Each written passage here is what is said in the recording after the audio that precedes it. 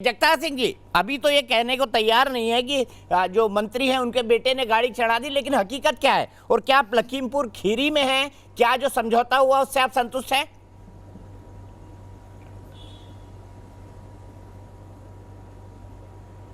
देखिए, सबसे पहले तो मैं ये कहना चाहूँगा कि मैं इस समय लखीमपुर खीरी में हूँ और कल से यहीं पर हूँ। और जो हमारे अभी भारतीय जनता पार्टी के स्पोक्सपर्सन कह रहे हैं कि जांच का विषय है और अन्य अन्य बातें हैं, और जिसे हज़ारों लोगों ने देखा है किस तरीके से उसने किसानों को रौंदा है, किस तरीके से गोलियां चलाई हैं, ये सबके सामने हैं। और भारतीय जनता पार्टी की समस्या ही दरअसल ये है कि ये सच को स्वीकार करने में कहीं ना कहीं अपनी इंसल्ट महसूस करती है, अपनी बेइज्जती महसूस करती है। तो हमारा ये कहना है कि सच को ज़रूर स्वीकार करें।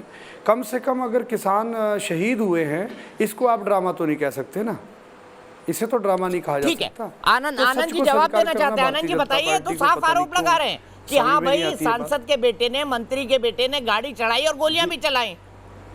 जी देखिए और हजारों लोगों ने देखा है इसको। देखिए यही मैं कहना चाहता हूं कि ये जो जी हजारों और लाखों लोगों ने तो ये भी देखा है कि किस तरह से एक ड्राइवर गिड़गिड़ा रहा था, उसके खून बह रहे थे, वह कह रहा था और उसको लाठियों डंडों से पीट कर मार दिया गया।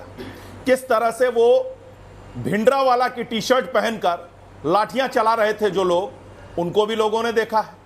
इसके अलावा दिल्ली में जब आंदोलन हुआ था तो बहुत ही अरे आप लोगों को कपड़े दिखते हैं, भावनाएं नहीं दिखती। लोगों ने ट्वीट किया, भारतीय जनता पार्टी को कपड़े दिखाई देते हैं, क्या पहना है क्या नहीं पहना है, आपको इमोशन दिखाई नहीं देता। आपका भी आपको इमोशन दिखाई नहीं देता है बिल्कुल। अरे भाई साहब, आपका भी मौका आएगा, आप भी बोलिएगा, आपका भी मौका आएगा, आप भी बोलिएगा। सुन तो लीजिए दिल्ली में जब 26 जनवरी के दिन जो घटना हुई, उस दिन क्या ट्वीट किया गया और फर्जी अफवाह फैलाई गई कि किसान को गोली मार दी पुलिस ने, जबकि सत्यता क्या थी? ट्रैक्टर पलटने से उसकी मौत हुई थी। ये बाद में तो मारी नहीं क्या किसान को? इसी तरह ये तो आप बोल देना कि ऐसा हुआ, क्या किसान शहीद नहीं हुआ उसमें? नवरीत सिंह शहीद नहीं हुआ क्या? मैं देखिए मैं बड़ी स्पष्ट, क्या नवरीत सिंह शहीद नहीं हुए उस दिन 26 जनवरी को? वहां तो 9 लोगों की मृत्यु हुई है, वहां 9 लोगों की मृत्यु हुई है, वहां 9 लोगों की मृत्यु हुई है। और हर एक मृत्यु पर हमको अफसोस है, हमें तकलीफ है, हमें दर्द है। वो किसकी वजह से हुई है कि उस पर घटिया बिल्कुल हमें उन 9 की 9 हत्याओं का हमें कष्ट है। अफसोस ये है, हमें अफसोस ये है, कष्ट है उन 9 हत्याओं का। उसका जिम्मेदार कौन है?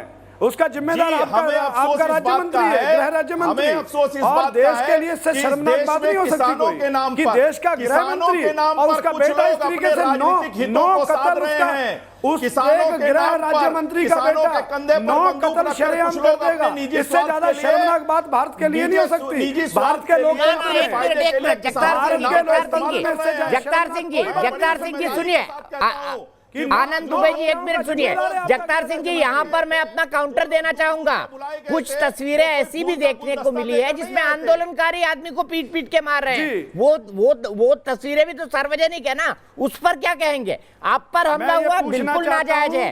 किसी आदमी को जरा सी चोट लगी, बिल्कुल नाजायज है, लेकिन आंदोलनकारियों ने भी तो लोगों को पीट कर मार डाला। क्या ये सच नहीं है? इसकी न्यायिक जांच की मांग हमने की है, किसानों ने की है। जांच में सामने आएगा कि वहां पर वो लोग क्या करने गए थे। यहाँ पर किसान शांतिपूर्वक बैठे थे, तो हो रही है साहब। आपके गृह राज्य मंत्री का बेटा क्या लेने गया था? यही तो हम भी कह रहे हैं, वहां पर गोली चलाई। हम भी कह रहे हैं, जब आप किसी पर हमला करने जाएंगे, साहब, जब आप किसी पर किसी की हत्या करने जाएंगे तो क्या होगा? वहां पर न्यायिक जांच की मांग किसानों ने की है। नहीं, लेकिन अगर मोनू मिश्रा आरोपी है तो आंदोलनकारी में भी कुछ लोग ऐसे हैं जिन्होंने गलत किया। जगतार सिंह जी, इस बात को आप मत डिफेंड करिए। हत्या करने गुलदस्ता और अगर गृह राज्य मंत्री के बेटे ने गलत किया, गोलियां चलाई जैसे आरोप उन पर लग रहे हैं, तो कुछ आंदोलनकारी किसानों पर भी आरोप है और लोग तस्वीरें देख रहे हैं कि वो पीट कर मार रहे हैं आदमियों को।